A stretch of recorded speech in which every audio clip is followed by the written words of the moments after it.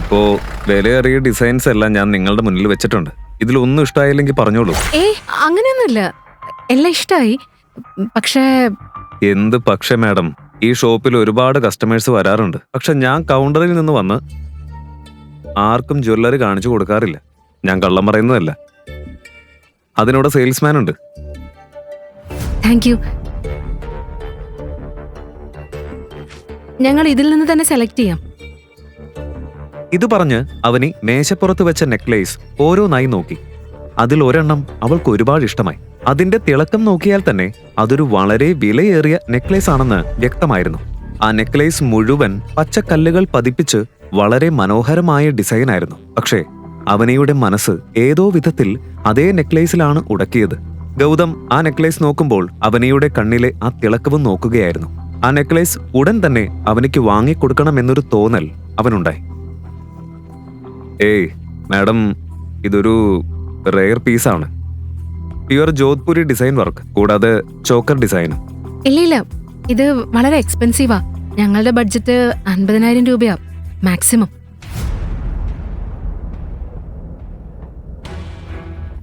നിങ്ങൾ എന്താ ചെയ്യുന്നേ? എന്താ ഇത്? പിന്നെന്ത് ചെയ്യണം? പാക്ക് ചെയ്ത് നിങ്ങൾക്ക് തരാനോ? മാഡം, ഇങ്ങനെ വിലയേറിയ ജ്വല്ലറി വാങ്ങാൻ കഴിവില്ലെങ്കിൽ ആദ്യം തന്നെ പറഞ്ഞൂടെ? ഇത്രയ്ക്ക് എക്സ്പെൻസീവ് സെറ്റ് എല്ലാം എടുത്ത് കാണിക്കേണ്ടി വരില്ലായിരുന്നല്ലോ. എവിടെന്നാ നിങ്ങളൊക്കെ കയറി വരുന്നതെന്ന് അറിയില്ല. ബ്രദർ, എല്ലാം പാക്ക് ചെയ്ത് വെക്കേ. നിങ്ങൾക്ക് ഇത്ര ബഡ്ജറ്റ് ഇല്ലെങ്കിൽ ആദ്യം തന്നെ പറഞ്ഞൂടെ? ഇതെല്ലാം റയർ നെക്ലസ് പീസസ് ആണെന്ന് അറിയോ നിങ്ങൾക്ക്? ഞങ്ങൾ എന്ത് ചെയ്തു? ഞങ്ങൾ വന്നത് മുതൽ ഈ ജെന്റിൽമാൻ തന്നെയാണ് ജ്വല്ലറി എല്ലാം എടുത്ത് കാണിച്ചത്. അതിന് ഞങ്ങളുടെ തെറ്റെന്താ? എന്താ ഇത്? വാവ്, കള്ളനെ പിടിച്ച പോലീസുകാരനെ പോലെ സംസാരിക്കുകയാണല്ലോ. എനിക്ക് മുമ്പേ മനസ്സിലായിരുന്നു നിങ്ങൾ പോക്കറ്റിൽ 5 പൈസ പോലും ഇല്ലാതെ വില കൂടിയ സാധനങ്ങൾ കാണാൻ വന്നതാണെന്ന്. മതി, നിർത്തിക്കോ നിന്റെ സംസാരം. കുറെ നേരമായി. രാജു, പോലീസിനെ വിളിക്കേ. ഷോപ്പിലേക്ക് വന്ന് നമ്മളെ ഭീഷണിപ്പെടുത്തുന്നോ? ഗൗതം, പോവാം. ചെല്ല് മാഡം, പോ. ഇതുപോലെ വേറെ ആരുടെയെങ്കിലും സമയം കളയാനല്ലേ? ഇയാൾ എന്താ പറയുന്നത്?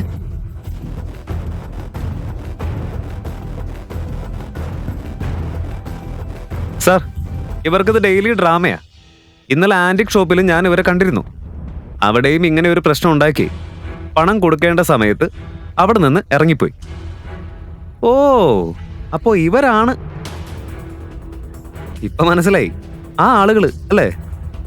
ഭാര്യയ്ക്കൊന്നും വാങ്ങി കൊടുക്കാൻ കഴിയില്ലെങ്കിൽ എക്സ്പെൻസീവ് നെക്ലസ് നോക്കി മോഷ്ടിക്കാനാ പ്ലാൻ. വാവ്. കുറച്ചു നേരത്തിനുള്ളിൽ തന്നെ കാര്യം വലിയ പ്രശ്നമായി മാറി. ഇത് കണ്ട അവനിയുടെ തൊണ്ട വരണ്ടുപോയി. മുന്നിൽ നിൽക്കുന്ന സെയിൽസ്മാൻ ഇനി അവരുടെ വാക്കുകൾ കേൾക്കാൻ പോലും തയ്യാറായിരുന്നില്ല. എനിക്ക് ഇത് വാങ്ങാൻ കഴിവില്ലെന്ന് നിങ്ങളോട് ആരാ പറഞ്ഞേ? ഗൗതമിന്റെ വായിൽ നിന്ന് വന്ന ആ ചോദ്യം എല്ലാവരെയും ഞെട്ടിച്ചു. ആ നെക്ലസിന് 12 ലക്ഷം രൂപ വിലയുണ്ട്. അത് വാങ്ങാൻ നിനക്ക് കഴിയുമെങ്കിൽ വാങ്ങി കാണിക്ക്. ഗൗതം വിചാരിച്ചാൽ ഇപ്പോൾ തന്നെ അവനിക്കായി ആ മുഴുവൻ ഷോപ്പ് തന്നെ വാങ്ങി കൊടുക്കാമായിരുന്നു. പക്ഷേ ഈ സമയത്ത് തന്റെ യഥാർത്ഥ ഐഡന്റിറ്റി ആരോടും വെളിപ്പെടുത്താൻ അവൻ ആഗ്രഹിച്ചില്ല. സർ, ഇതെന്റെ തെറ്റാ. ആദ്യം തന്നെ ഞങ്ങളുടെ ബഡ്ജറ്റ് 50,000 രൂപ മാത്രമാണെന്ന് ഞാൻ പറയണമായിരുന്നു. 50,000 രൂപയ്ക്ക് ജ്വല്ലറി ഇവിടെ ഇല്ലെങ്കിൽ പ്രശ്നമില്ല. ഞങ്ങൾ മറ്റെവിടെയെങ്കിലും നോക്കാം. മാഡം, അതിന്റെ ആവശ്യമില്ല. നമ്മുടെ ഷോപ്പിൽ എല്ലാ തരത്തിലുള്ള ജ്വല്ലറിയും ഉണ്ട്. ബ്രദർ, ചീപ്പായതൊന്ന് എടുത്ത് കാണിച്ചു കൊടുക്ക്. ഉടൻ തന്നെ അവൻ അടുത്തു നിന്ന സെയിൽസ്മാനെ വിളിച്ച് ജ്വല്ലറി കാണിക്കാൻ പറഞ്ഞു. അവനി തന്റെ വികാരങ്ങൾ നിയന്ത്രിച്ചു. കുറച്ചു സമയം കഴിഞ്ഞ് 60,000 വിലയുള്ള ഒരു സിമ്പിൾ നെക്ലേസ് അവൾ തിരഞ്ഞെടുത്തു.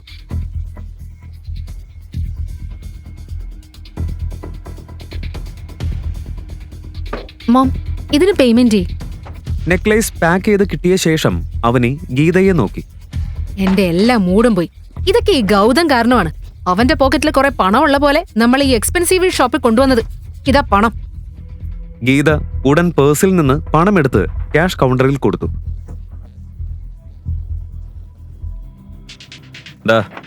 ഇത് കൊടുക്ക്. ശേഷം അവർ ഷോപ്പിൽ നിന്ന് പുറത്തേക്ക് നടന്നു. അനിലും അവനിയും നെക്ലസ് ബാഗ് എടുത്ത് അവളുടെ പിന്നാലെ പുറത്തുപോയി. പക്ഷേ ഗൗതം അപ്പോഴും അവിടെ തന്നെ നിന്നുകൊണ്ട് ഷോപ്പ് ഓണറിനെ കോപത്തോടെ നോക്കുകയായിരുന്നു. എന്താ ബ്രദർ, നിന്റെ ഭാര്യ പോയില്ലേ? ചെല്ല്. പോക്കറ്റിൽ പണമില്ലെങ്കിൽ ആകാശത്ത് കോട്ട കെട്ടരുത്. ഇത് കേട്ട് ഗൗതം ഗേറ്റ് വഴി പുറത്തേക്ക് നടന്നു. പക്ഷേ അവന്റെ കോപം ഇപ്പോഴും തീർന്നിരുന്നില്ല. പുറത്തേക്ക് വന്നപ്പോൾ അവർ കാറിനരികിൽ അവനെ കാത്തു നിൽക്കുന്നത് കണ്ടു. Sir, key. നിങ്ങൾ പോയിക്കോ, ഞാൻ പിന്നെ വരാം. ഇനി എന്താ ബാക്കി? അകത്തിപ്പോ കിട്ടിയതൊന്നും നിനക്ക് മതിയായില്ലേ? നമ്മൾ ഈ എക്സ്പെൻസീവ് ഷോപ്പിലേക്ക് കൊണ്ടുവന്നത് നീയല്ലേ? ഇനി എന്താണാവോ നിന്റെ പുതിയ ഡ്രാമ? Mom, please. ആക്ച്വലി നിങ്ങൾ തെറ്റിദ്ധരിക്കുക. എനിക്ക് രാത്രി ഡിന്നറിനുള്ള വെജിറ്റബിൾസ് വാങ്ങണം, അതാ. അവൻ മാർക്കറ്റിലേക്കോ എങ്ങോട്ട് പോയാലും നമുക്കെന്താ? കുറച്ച് സമയമെങ്കിലും ഈ തിരുമോന്ത കാണേണ്ടി വരില്ലല്ലോ. ഡാഡ്, ശരിയാ, വരൂ, പോവാ.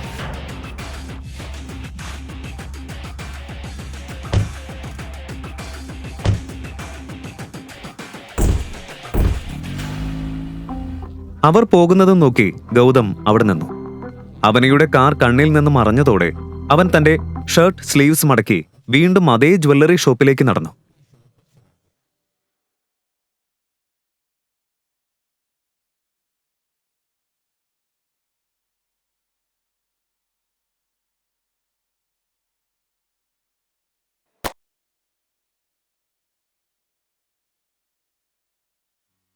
സാർ, ഇപ്പോ ഇവിടെ കസ്റ്റമേഴ്സ് ഉണ്ട്, പോയിട്ട് പിന്നീട് വരൂ.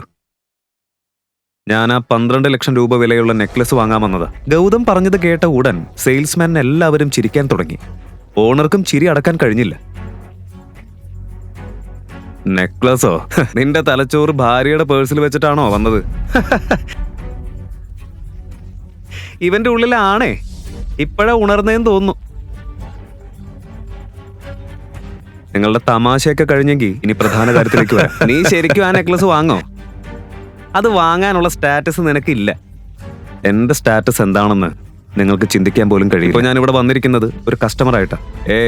ഒരുപാട് നേരമായി നീ. സെക്യൂരിറ്റി, ഇവനെ പിടിച്ച് പുറത്തേക്ക് എറിയേ. ഇനി നീ നേരെ പോലീസ് സ്റ്റേഷനിലേക്കാ പോകുന്നത്. ഈ മാർക്കറ്റ് മുഴുവൻ അറിയുന്ന വലിയ ഷോപ്പാ ഇത്. ഞാൻ ഒന്ന് വിളിച്ചാൽ തന്നെ ഇവിടെ വലിയ ക്രൗഡ് കൂടി വരും. അവർ നിന്നെ എന്ത് ചെയ്യുമെന്ന് പറയാൻ പോലും കഴിയില്ല. ഇവിടെയുള്ളവർ ആദ്യം നിന്നെ അടിക്കും, പിന്നെ പോലീസ് സ്റ്റേഷനിലേക്ക് കൊണ്ടുപോകും. അവിടെ പോലീസ് വീണ്ടും അടിക്കും. ഇത് കേട്ടയുടൻ ഗൗതം തന്റെ മൊബൈൽ പുറത്തെടുത്തു. ഇനി അവൻ പിന്നോട്ടില്ല എന്ന് തീരുമാനിച്ചിരുന്നു. ഹലോ മുൻഷിജി, shop number 105 all city, Ajit Nagar. നിങ്ങൾക്ക് ഇവിടെ എത്താൻ 10 മിനിറ്റ് സമയം.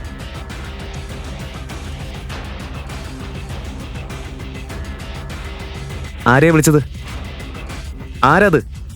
നീ വിളിച്ചാ വന്ന ഉടനെ നിന്നെ രക്ഷിച്ചു കൊണ്ടുപോവാൻ.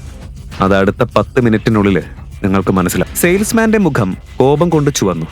അതേസമയം ചുറ്റുമുണ്ടായിരുന്ന ചിലർ അവസരം നോക്കി ഗൗതമിനെ പരിഹസിക്കാൻ തുടങ്ങി. ഈ കഥ തുടർന്ന് കേൾക്കുന്നതിനായി ഇപ്പോൾ തന്നെ പോക്കറ്റ് FM ആപ്പ് ഇൻസ്റ്റാൾ ചെയ്യൂ. Link in description.